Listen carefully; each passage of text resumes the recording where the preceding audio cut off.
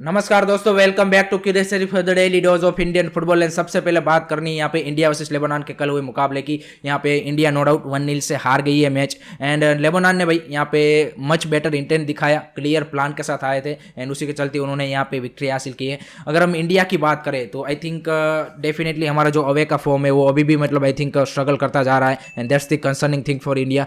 एक चीज़ जो हमारे लिए पॉजिटिव है आई थिंक इस अवे मैचेस से, वो है यहाँ पे हमारी बैकलाइन। आई थिंक बैकलाइन ने आप देखिए दोनों ही मैच, चाहे वो इराक वाला ले लीजिए या चाहे ये लेबनान वाला ले लीजिए, यहाँ पे जो डिफेंसिव एरर है वो काफ़ी ज़्यादा कम होने लगी है। That's a good thing. And हमारा जो सबसे स्ट्रॉन्गेस्ट पॉइंट अब बन चुका है वो बन चुका है हमारी बैकलाइन डिफेंस। आई थिंक वो यहाँ पे सबसे बेहतर परफॉर्मेंस दे रही है। इराक के सामने भी हमने 2 पेनल्टी कंसीड की थी, ओपन प्ले से हमने किसी गोल को कंसीड नहीं किया था। इस मैच में भी आप देख लीजिए लेबनान के सामने भी हमने कॉर्नर से गोल कंसीड किया है, ओपन प्ले से गोल कंसीड नहीं किया है। तो आपकी डिफेंसिव जो लाइन है वो सबसे स्ट्रॉन्ग बन चुकी है। लेकिन जो सबसे कंसर्निंग एरिया है मेरे को लगता है वो है यहाँ पे आपका attacking third, final third. I think हमारे पास सुनील सर का रिप्लेसमेंट नहीं है। This is the hard reality and harsh reality, simple as that guys. Clearly हमें कल पता चल गया कि भाई उसके बिना कौन, मतलब I think that's the biggest issue India is going to face in big tournament, simple as that. And उसका रिप्लेसमेंट चाहिए ही चाहिए हमें। एंड एक चीज जो आई थिंक मनोल मार्केस ने कल बोली है regarding Indian football players, I think वो कंप्लीटली रेजोनेट करती है हमारा जो कल लेबनान वाला परफॉर्मेंस था उसमें। उन्होंने बोला है कि सुनील सर एंड बाकी जो इंडियन प्लेयर्स है उसको डिफरेंशिएट करता है मेंटालिटी। अब देखिए सुनील छेत्री 3-4 शॉट भी अगर मैच में मिस करता है, लास्ट में वो ऐसा नहीं सोचता कि भाई मैंने ये मिस किया और उसी में सेटबैक में नहीं रहता, और वो आके नेक्स्ट सेट क्या बोलते हैं शॉट के बारे में सोचता है और उसको फिनिश करता है। जबकि आप दूसरे प्लेयर देखिए कि वो मतलब 1-2 क्रॉसेस बेकार गए, 1-2 मिस पासिस हुए, फिर वो सेटबैक से उभर नहीं पाते और वो जो मेंटली ब्लॉक आ जाता है उसके चलते उनका परफॉर्मेंस उस मैच में पूरा क्या बोलते हैं कि डिटोरिएट होता जा रहा है। और कल के मैच में आप देखिए काफी सारे प्लेयर के साथ ये हुआ था। आप देखिए चांगथे के स्टार्टिंग में 1-2 क्रॉस आए, ठीक से नहीं गए। आप देखिए चांगथे ओवरऑल मैच में आप देखिए जितने भी उसने शॉट लिए वो भी कॉन्फिडेंस वाले नहीं थे। अब हम लोग क्लोज शॉट भी नहीं बोल सकते। आप सिमिलर सी थिंग आप मनवीर सिंह के साथ भी एसोसिएट कर सकते हो। बाकी प्लेयर भी आप देखिए 2-3 मिस पास होते हैं, फिर वो एक जो कॉन्फिडेंस है वो प्लेयरों का लो हो जाता है। एंड कल के मैच में हमें वही देखने को मिला। तो this is the area where Indian क्या बोलते हैं कि players has to work on their mentality कि भाई मैच में ऐसे पॉइंट्स आएंगे। एंड ओवरऑल देखिए अगर लेबनान वाला कल मैच देखे तो इतना हम ये नहीं बोलेंगे कि कंप्लीटली वर्स्ट परफॉर्मेंस था। We have put up a good fight, लेकिन एक जो आपकी एक्सपेक्टेशन थी और एक इंटेंसिटी आपसे एसोसिएट की जाती है अब या फिर इंटेंट, वो यहाँ पे कल के मैच में क्लियरली मिसिंग था। एंड कंट्रोवर्शियल आप अब वो गोल बोल सकते हैं क्योंकि संदेश जिंगा ने बोला है कि वो मेरे हिसाब से ऑफसाइड था। लेकिन देखते हैं, आई थिंक रेफरी डिसीजन के बारे में तो आई डोंट थिंक सो कि कुछ हमें बोलने की जरूरत है। लेकिन overall disappointing thing in a sense कि भाई हम यहाँ पे लेबनान को एक जिस क्या बोलते हैं कॉन्फिडेंस या फिर रिदम के साथ हम आ रहे थे, हरा सकते थे, लेकिन unfortunately we lost the match. And उसका खामियाजा हमें फीफा रैंकिंग में भी भुगतना पड़ा है। जिया गाइस, हम यहाँ पे 102 3 प्लेसेस का हमें नुकसान हो चुका है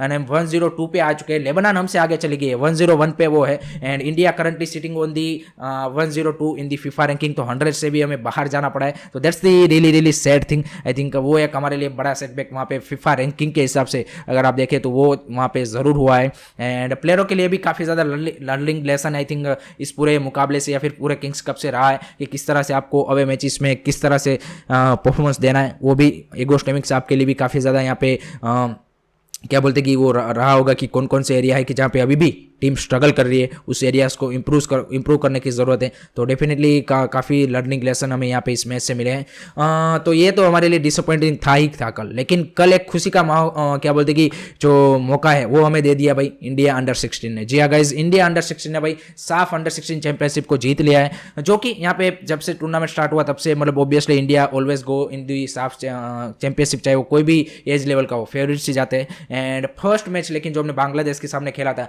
वहाँ पे इन बच्चों ने या फिर इन लड़कों ने यहाँ पे उतना प्रॉमिस नहीं दिखाया था, लेकिन उसके बाद जो इंप्रूवमेंट दिखाई है एंड इस्पाक अहमद ने जिस तरह की फुटबॉल खिलाई है टीम से, आई थिंक देखिए साफ हमेशा से मैंने जैसे बोला कि हम जीतने के लिए फेवरेट होते हैं, लेकिन जो सबसे बढ़िया चीज़ मेरे को लगी कल फाइनल में, आई थिंक एक तो प्लेयरों की मेंटालिटी के भाई इतना मतलब फाइनल है, प्रेशर है, सारी चीज़ें हैं, जिस तरह की हमने विक्ट्री निकाली। उसके अलावा जो प्लेयरों का बॉल कॉन्फिडेंस है बॉल के ऊपर, that's the most important thing. जो हमें इंडिया अंडर-23 से प्लेयरों से मिस किया था वो इस प्लेयरों के साथ दिख रहा था कि भाई वो डरते नहीं है कि भाई 3-4 प्लेयर आपके ऊपर चढ़ रहे हैं तो भाई इधर उधर मिस पास कर देना है, ball out of the play जाने देना है। ऐसा नहीं कर सकते। दे हंग इन देर, थे वो मतलब अपने अपने ऊपर वो कॉन्फिडेंस है कि भाई ये बॉल को मैं यहाँ से निकाल सकता हूँ, उनके पास वो स्किल सेट है। तो बॉल कंट्रोल, पासिंग आप देखिए कि ये इन प्लेयरों के पास एक आपको क्या बोलते कि एक होप देता है कि आगे आने वाले जो हमारी फ्यूचर प्लेयर्स है उनके पास वो एक एक्स्ट्रा एज है in terms of the skill set wise देखे तो आई थिंक दैट्स द मोस्ट क्या बोलते कि हमारे लिए पॉजिटिव थिंग है फॉर दिस साफ चैंपियनशिप। अदरवाइज तो भाई मतलब हमको पता है कि साफ हमको जीतना ही होता है चाहे कोई भी एज लेवल का हो।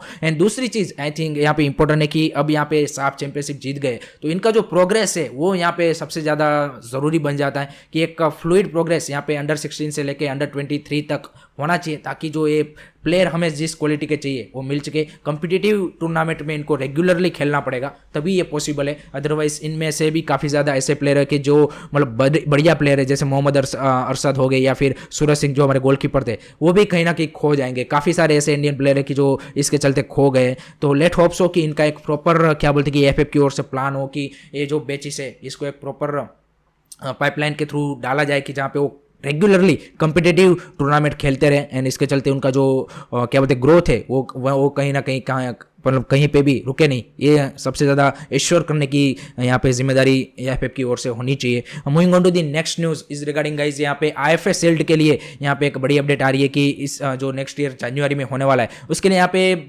फॉरेन टीम्स यहाँ पे वसुंधरा किंग्स एंड बांग्लादेश क्या बोलते कि ढाका मोहम्मदान, ये दोनों ने कंफर्म कर दिया है। तो 6 टीमें पार्टिसिपेट करने वाली है आईएफएस शील्ड में, जो कि यहाँ पे वेस्ट बंगाल का जो फुटबॉल एसोसिएशन है उसकी ओर से होता है, इंडियन फुटबॉल एसोसिएशन की ओर से। एंड 3 टीमें यहाँ पे इंडिया से ऑब्वियसली मोहम्मदान एससी, मोहन बगान एंड ईस्ट बंगाल पार्टिसिपेट करने वाली है। तो एक और फॉरेन क्लब यहाँ पे पार्टिसिपेट करेगा, इन्हें जनवरी में खेला जाएगा आईएफएस शील्ड। तो आईएफएस शील्ड भी एक हमारा हिस्टोरिकल टूर्नामेंट है, दुरांत कप के बाद दूसरा सबसे ओल्डेस्ट टूर्नामेंट है। तो वो भी आई थिंक ज़बरदस्त होने वाला है इस बार, तो उसकी भी प्रिपरेशन अच्छी तरीके से। एंड आई थिंक अच्छी टीमों को बुलाया है, वसुंधरा किंग्स भी already seen and Dhaka Mohammedan को भी। तो लेट्स सी तीसरा क्लब कौन सा होता है वो भी देखना इंटरेस्टिंग सा हो जाएगा।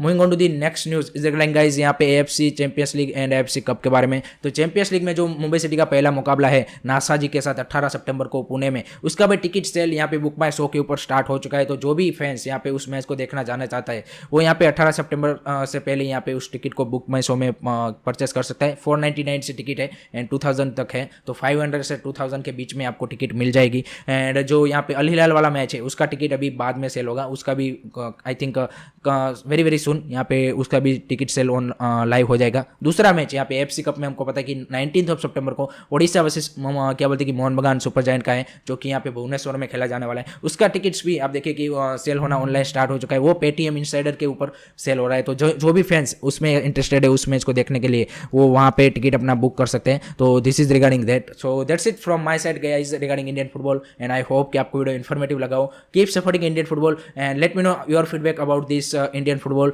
And don't forget to like से सब्सक्राइब। जय हिंद, जय भारत।